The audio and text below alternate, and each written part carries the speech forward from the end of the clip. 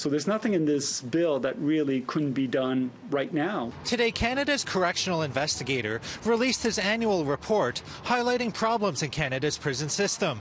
And one thing that left him scratching his head is the government's inaction on eliminating solitary confinement, despite putting forward a bill to do so. None of it, with respect to segregation, could not be done today. The Commissioner has the authority, and has done so already, to move the 23 hours to 22 hours. 2 weeks ago, the government announced its plan to eliminate solitary confinement or administrative segregation by reducing the time inmates can spend isolated from others from 22 hours to 20 hours. That would move Canada beyond the United Nations definition of solitary confinement. Zinger pointed to the death of 30-year-old Terry Baker as an example of how solitary confinement can produce deadly results. Ms. Baker's death is yet another tragic reminder that federal penitentiaries are not properly equipped to manage serious mental illness.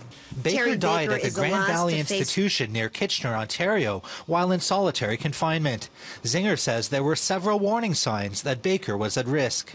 Terry engaged in more than 300 recorded incidents of self-injury, amassed 64 institutional charges, was placed 20 times in administrative segregation. In a statement, a spokesperson for Canada's Public Safety Minister had this to say.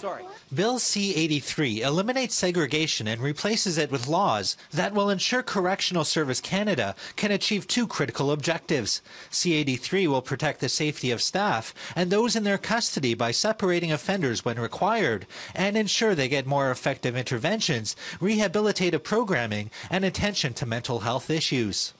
The government also wants to introduce structured intervention units where prisoners who cannot function in the regular population will be able to access rehabilitation and mental health services. In Ottawa, Nigel Newlove, City News.